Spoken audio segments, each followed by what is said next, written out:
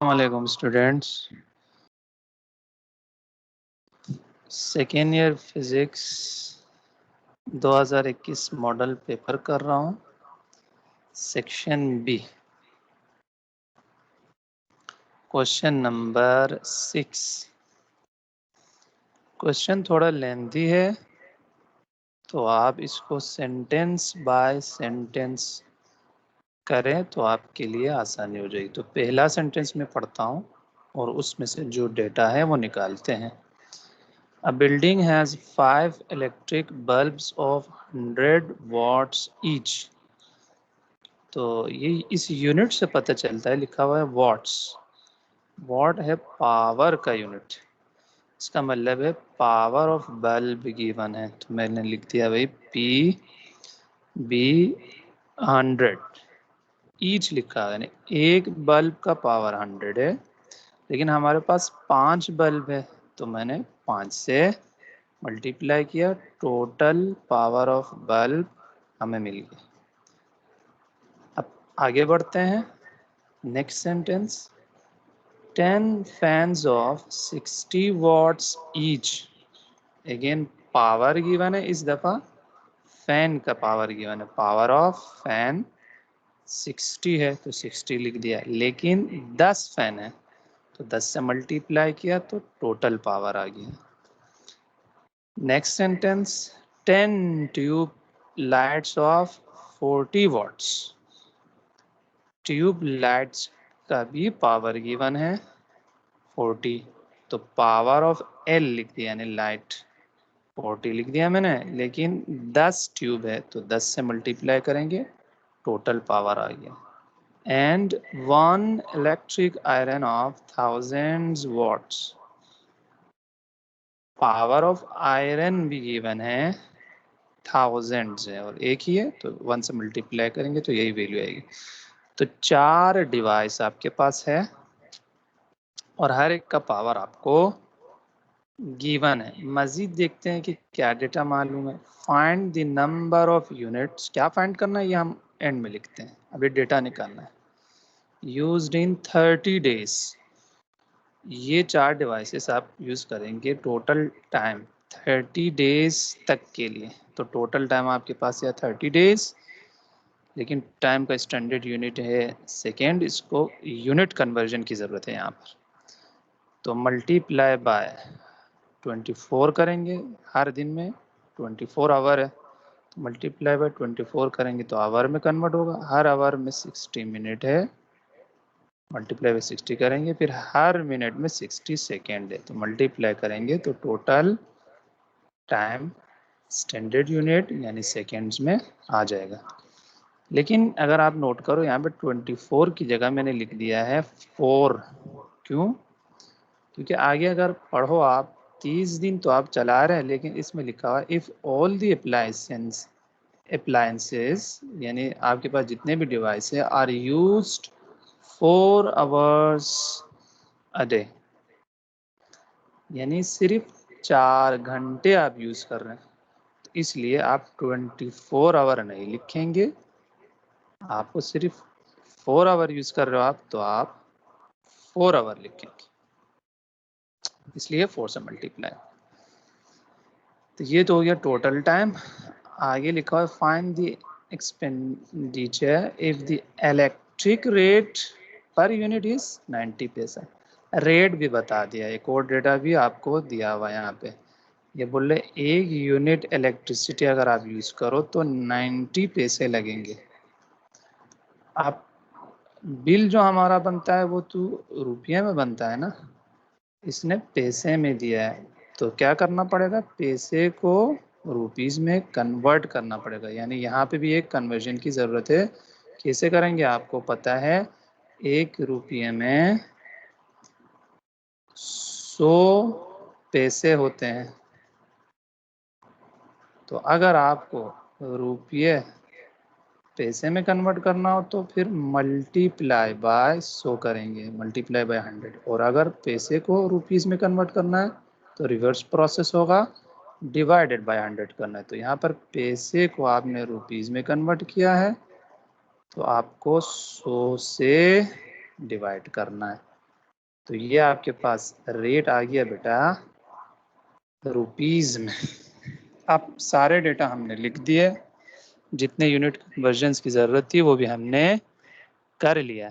अब फाइंड क्या करना है, अब सवाल को यहाँ से वापस पढ़ते हैं। Find the number of units. पहले तो आपसे पूछा है नंबर ऑफ यूनिट इलेक्ट्रिसिटी जो आपने यूज किया है वो फाइंड करो। अब मैंने फिर लिख दिया यूनिट्स हमें फाइंड करना है, लेकिन यूनिट्स को मैंने इज इक्वल्स टू एनर्जी लिख दिया, is equals to kilowatt hour. Unit का मतलब एनर्जी है और एनर्जी भी किलोवाट आवर में कैलकुलेट करना। अब ये कहाँ से आपको पता चला कि यूनिट का मतलब बिल में एनर्जी है? इसके लिए आप अपना बिल देख ले, ये फ्रंट पेज है बिल का, ये मेरा है, इस महीने का बिल है मेरा, ठीक है। स्टार कंज्यूमर, देखो स्टार कंज्यूमर भी हूँ मैं।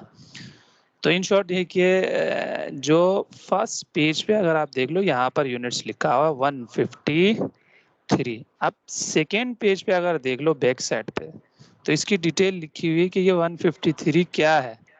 इधर लिखा देखो 153 एनर्जी है लिखा हुआ, यानी ये इतना एनर्जी आपने यूज किया है, इलेक्ट्रिकल एनर्जी आपने यूज किया है, और वो एनर्जी भी आपने किलोवाट आवर में कैलकुलेट करना है। तो यहाँ से आपको पता चल रहा है कि ये जो आपके बिल में यूनिट लिखा हुआ है एक्चुअली 153 यूनिट फॉर एग्जांपल, तो ये एक्चुअली इलेक्ट्रिकल एनर्जी की वैल्यू बता रही है, वो भी किलोवाट आवर में। तो यूनिट का मतलब एनर्जी इन किलोवाट आवर, तो हमें निकालना होगा एनर्जी वो भी किलोवाट आवर में। अब एनर्जी का इक्वेशन क्या है आपको पता है, पावर होता है एनर्जी पर टाइम। तो यहाँ से एनर्जी हो जाएगा power into time.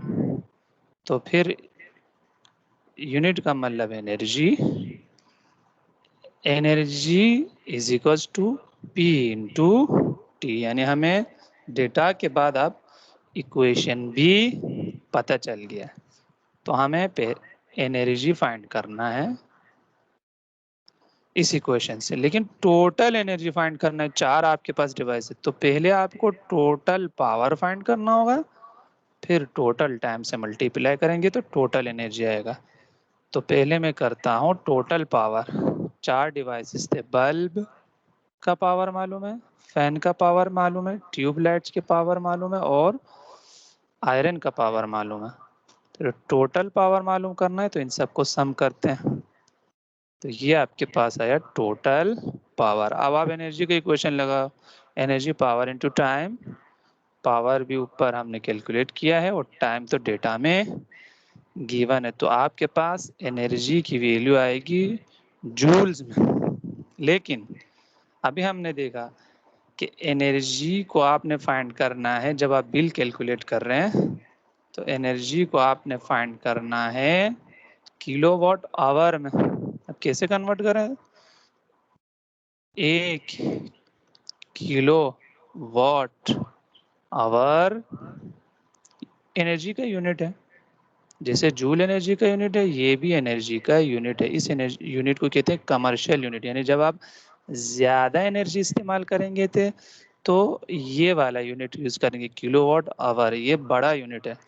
1 kilowatt hour है 3.6 एक्सपोनेंट 6 जूल्स के, इतने जूल्स को हम कहते हैं 1 किलोवाट आवर। अब आपको इन दोनों का रिलेशन पता चल गया, आप कन्वर्जन आप कर सकते हैं। किलोवाट आवर को अगर जूल में कन्वर्ट करना हो तो इस वैल्यू से मल्टीप्लाई करना होगा, जूल्स को इसमें कन्वर्ट करना हो तो डिवाइड करना होगा। दोनों एनर्जी के यूनिट्स है, लेकिन ये ग्रेटर यूनिट है, जब आप ज्यादा इस्तेमाल करते हैं तो ये वाला यूनिट यूज होगा। तो इसको मैंने डिवाइड कर दिया भाई 3.6 एक्सपोनेंट 6 से। तो ये आपके पास आया टोटल एनर्जी जो आपने यूज किया है किलोवाट आवर में। इतने यूनिट्स आपने इलेक्ट्रिसिटी इस्तेमाल किया है, ठीक है। अब सेकेंड पार्ट में देखें क्या पूछा है। सेकेंड पार्ट में पूछा है फाइंड आल्सो द एक्सपेंडिचर। बोल रहे हैं कि आप ये बताएं कि कितना बिल बनेगा। एक्सपेंडिचर का मतलब बिल, आपका बिल अमाउंट, जिसको मैंने यहाँ पर नाम दिया है कॉस्ट। तो आपको बिल का अमाउंट भी फाइंड करना है, यानी कॉस्ट भी फाइंड करना है। अगर हर यूनिट पे 90 पैसे लगता है तो फिर आसान हो गया। एक यूनिट का 90 पैसा है यानी 0.9 रुपीज। 2 यूनिट का हो जाएगा। तो नंबर ऑफ यूनिट्स को आपको क्या करना होगा, हर यूनिट के रेट यानी 0.9 से मल्टीप्लाई करेंगे तो टोटल अमाउंट आपको मिल जाएगा कि आपका बिल कितना बन रहा है। तो ये है बिल कैलकुलेट करने का इक्वेशन। यूनिट जितना यूज किया है उसको मल्टीप्लाई करो रेट ऑफ 1 यूनिट से। तो यूनिट हमने यहाँ पर मालूम किया था 300 किलोवाट आवर है। अब हर यूनिट का जो रेट है वो 0.9 है। मल्टीप्लाई करते हैं 300 मल्टीप्लाई बाई 0.9। ये आपके पास है आपके बिल का अमाउंट 270 रुपीस। तो इस सवाल का मकसद ये था कि आप जो है आपको बिल कैलकुलेट करना सिखाया है इस सवाल में कि हर डिवाइस का जो पावर है वो उस डिवाइस जो आप लेंगे उस पर लिखा हुआ होता है। आप पावर से एनर्जी फाइंड कर सकते हैं किलोवाट आवर में, फिर उसको उससे आप जो है कॉस्ट मालूम कर सकते हैं, यानी आप अपना बिल कैलकुलेट कर सकते हैं।